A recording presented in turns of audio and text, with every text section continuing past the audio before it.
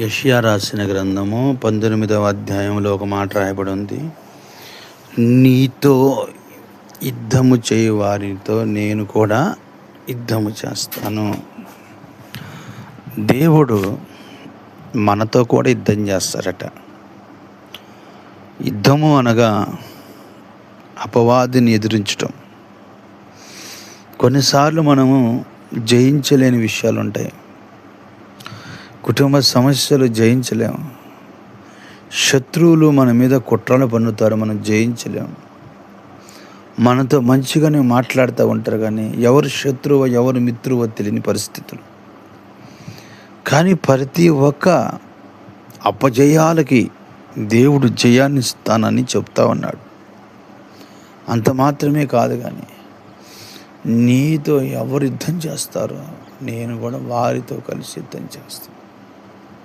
మన దేవుడు ఎలాంటి దేవుడు అంటే, యుద్ధంలో ఉన్న మనల్ని యుద్ధం నుండి తప్పించి మన క్షేమంను కలగజేసే దేవుడు.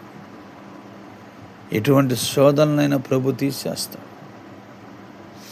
అందుకని దావీదు అంటాడు, యుద్ధము నాది కాదు కానీ యుద్ధము యెహోవాదే. యుద్ధం చేసే దేవుడు మన పక్షంగా ఉన్నాడు. నిన్ను ఏ అపవాది నిన్ను శోధిస్తుందో దానిని ఆయన జయించే శక్తి నీకు అనుగ్రహిస్తాడు. ఎటువంటి పరిస్థితులు వచ్చినా, ఎటువంటి విషయం వచ్చినా భయపడమాకండి. ఎందుకు అంటే, నీతో యుద్ధము చేసేది, నీ శత్రువులతో యుద్ధం చేసేది నీ దేవుడే. అలాగా దేవతతో ఉన్నప్పుడు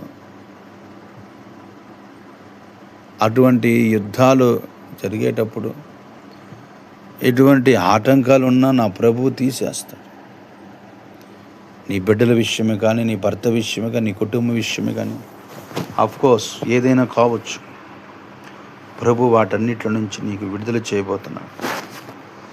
నీకు మనుషులు తోడు లేకపోయినా దేవుడు నీకు తోడుగా ఉండి నీ శత్రువులతో ఆయన యుద్ధం చేస్తాడు. దావీదు యుద్ధం చేశాడు, యెహోవా పేరట జయాన్ని పొందుకున్నాడు. గిద్యోను యుద్ధం చేశాడు, యెహోవా నామము పేరట గిద్యోని దేవుడు ఆశీర్వదించాడు. ఈ రోజున నువ్వు భయపడి పారిపోతున్నావా? ఆ 3-4 రోజుల కోసం మళ్ళీ పరిశుద్ధాత్మ దేవుడు కార్యములు జరిగించే అద్భుత క్రియలు, ఆశ్చర్య క్రియలు ప్రభువు నీ పట్ల జరిగిస్తాడు. యుద్ధం చేసేది ప్రభువే, నీ పక్షంగా నిలుచొని ఉన్నాడు. పరిశుద్ధులైన తండ్రి, నీ స్తోత్రం. నీ బిడ్డలతో మీరు యుద్ధం చేయండి. నీ బిడ్డలు ఏ శత్రువులతో యుద్ధం చేస్తున్నారు వారితో మీరు నాయన మరి యుద్ధం చేయండి. శత్రువుల్ని ఓడించండి.